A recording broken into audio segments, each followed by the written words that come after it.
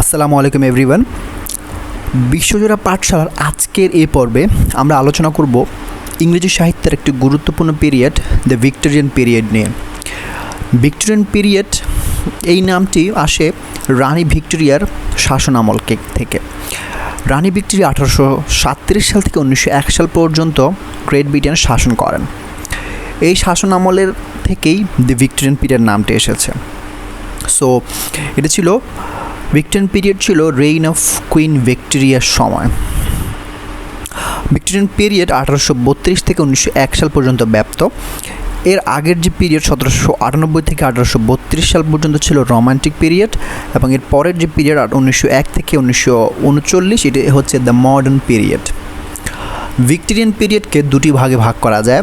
1848 থেকে 1860 পর্যন্ত এই সময়টিকে প্রি রাফায়েলিটিস বা প্রাক রাফায়েলীয় যুগ, এবং 1880 থেকে 1901 সাল পর্যন্ত এই সময়কে অ্যাস্থেটিসিজম এবং ডিকাডেন্স মানে নান্দনিক সৌন্দর্য, এবং ডিকাডেন্স মানে হচ্ছে ক্ষয়িষ্ণুতা, এই যুগে ভাগ করা যায়।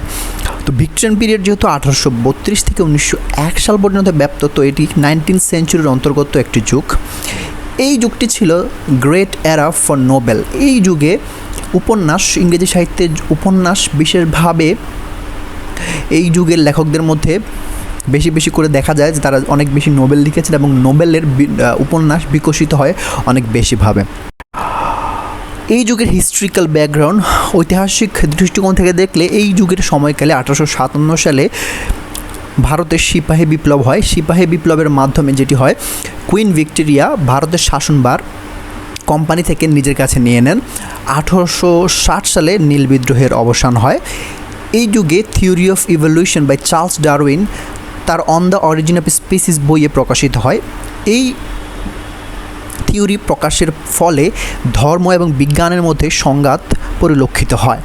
1839 থেকে 42 সালে চীন এবং যুক্তরাজ্যের মধ্যে ফার্স্ট ওপিয়াম ওয়ার সংগঠিত হয়, এবং এই যুদ্ধের মাধ্যমে পরবর্তীতে যেহেতু পরাজয় লাভ করে চীন হংকং যে দ্বীপটি ছিল সেই দ্বীপটি যুক্তরাজ্যকে লিজ দিতে বাধ্য হয়, এবং 1865 সালে যুক্তরাষ্ট্রে দাসপ্রথার অবসান ঘটে।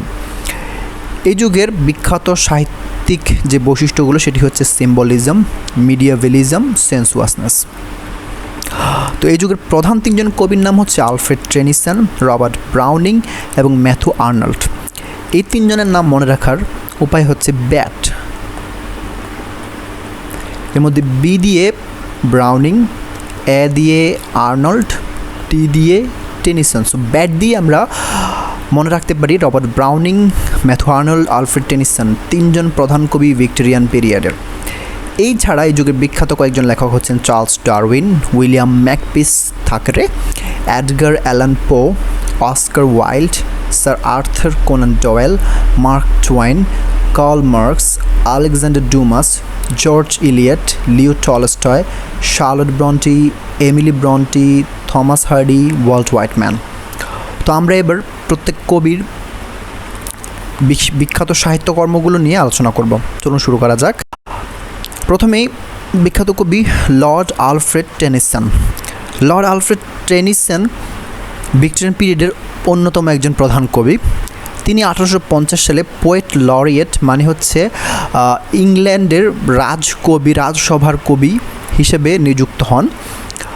তিনি ছিলেন representative or lyric poet of Victorian period.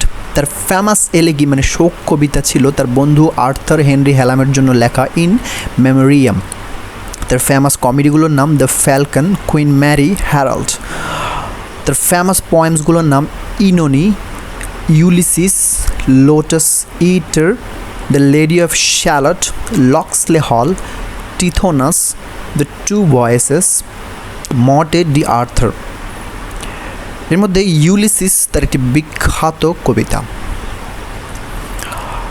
এরপরে আরেকজন বিখ্যাত কবি ভিক্টোরিয়ান পিরিয়ডের রবার্ট ব্রাউনিং। রবার্ট ব্রাউনিং ছিলেন একজন কবি, একজন নাট্যকার। তিনি ড্রামাটিক মনোলগের জন্য বিশেষভাবে খ্যাত। তার বিখ্যাত কবিতার নাম ম্যান অ্যান্ড উইমেন। এটি বিখ্যাত কবিতার বই, এবং বিখ্যাত কবিতাগুলো হলো মাই লাস্ট ডাচেস মানে আমার শেষ বউ, অ্যান্ড্রিয়া ডেল সার্টো। এটি হচ্ছে অ্যান্ড্রিয়া ডেল সার্টো নামে একজন বিখ্যাত শিল্পীকে নিয়ে লেখা, চিত্রশিল্পী। পরফাইরিয়াস লাভার্স, এ গ্রামারিয়ান funeral, rabbi Ben Ezra. Rabbi আমরা জানি এটি হচ্ছে ইহুদি পণ্ডিতকে বলা হয় র্যাবাই, একজন ইহুদি পণ্ডিতকে নিয়ে তার লেখা কবিতাটি। তারপরে Fra Lippo Lippi, the Pied Piper of Hamelin, the Patriot, the Ring and the Book. Robert ব্রাউনিংয়ের ওয়াইফের নাম এলিজাবেথ ব্যারেট ব্রাউনিং, তার বিখ্যাত কবিতা how do I love thee. এরপরের ভিক্টোরিয়ান পিরিয়ডের অন্যতম আরেকজন বিখ্যাত কবি ম্যাথু আর্নল্ড, তাকে বলা হয় মেলানকোলিক বা এলিজিয়াক পয়েট। তিনি ছিলেন একজন ক্রিটিক এবং একজন অ্যাসেইস্ট। তার বিখ্যাত বই দ্য স্টাডি অফ পোয়েট্রি, এসে in criticism, culture and anarchy. তার বিখ্যাত এলিজি, যিনি যে আমরা দেখলাম তার নাম হচ্ছে এলিজিয়াক পয়েট, মানে তিনি অনেক বেশি এলিজি লিখেছেন। তার বিখ্যাত কিছু এলিজির নাম থায়ারসিস, এটি আর্থার ক্লাফকে নিয়ে লেখা। রাগবি চ্যাপেল, এটি তার ফাদারকে নিয়ে লেখা। হেইন্স গ্র্যাপ, তার বিখ্যাত কিছু কবিতা Dover beach, the scholar gypsy, Sohrab and Rustum, Cromwell. এরপরে ভিক্টোরিয়ান পিরিয়ডের একজন গ্রেটেস্ট নোবেলিস্ট, যাকে বলা হয় গ্রেটেস্ট নোবেলিস্ট, তার বিখ্যাত কিছু নোবেলস এই সময় প্রকাশিত হয়। নোবেলগুলো হলো David Copperfield, Oliver Twist, Great Expectations, a tell of Two Cities, a Christmas Carol, the Bleak House, the Old Curiosity Shop, the Pickwick Paper, Hard Times, Our Mutual Friend, the Mystery of Edwin, the Battle of Life. এর মধ্যে the David Copperfield, Oliver Twist, Great Expectation, Tale of Two Cities, এগুলো আমরা খুব বেশিভাবে পরিচিত এই উপন্যাসগুলোর সাথে। এরপর একজন বিখ্যাত আমেরিকান শর্ট স্টোরি টেলার, তার নাম এডগার অ্যালেন পো। তিনি হচ্ছেন একজন আমেরিকান কবি, শর্ট স্টোরির ছোট গল্প লেখক। তাকে বলা হয় ইংলিশ ছোট গল্পের জনক এবং মডার্ন ডিটেকটিভ স্টোরির জনক। তার একমাত্র নোবেলের নাম the Narrative of Arthur Gordon Pym of Nantucket. তার বিখ্যাত কবিতা টু হেলেন। তার বিখ্যাত শর্ট স্টোরিজগুলোর নাম the Black Cat, the Tell Heart, the Oval Portrait, the Lighthouse and the Goldbug. এরপর একজন বিখ্যাত Irish born novelist and dramatist, তিনি হচ্ছেন অস্কার ওয়াইল্ড। অস্কার ওয়াইল্ডের বিখ্যাত কয়েকটি বইয়ের নাম the picture of Dorian Gray, the importance of being Earnest, a woman of no importance, an ideal husband, the selfish giant.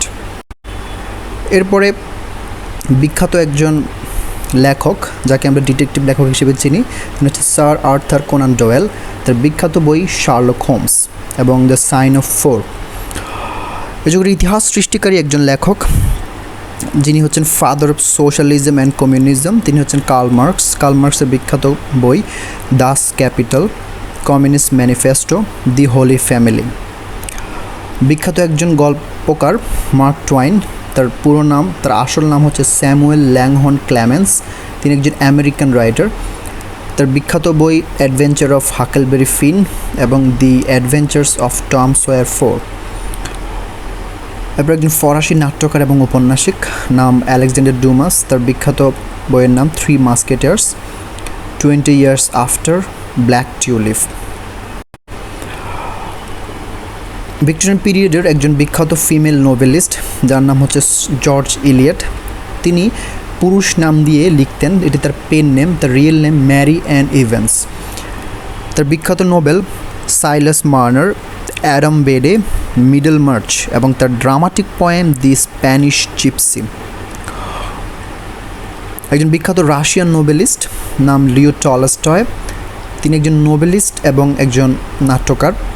তার দুটি নাটক বিখ্যাত, the Power of Darkness and the Fruit of Enlightenment. তার বিখ্যাত নোবেলগুলো আমরা জানি, the War and Peace, Anna Karenina, Childhood, Resurrection. এরপর হচ্ছে ব্রন্টি সিস্টার। ব্রন্টি সিস্টার তিনজন, Emily Bronte, Charlotte Bronte, Anne Brontë.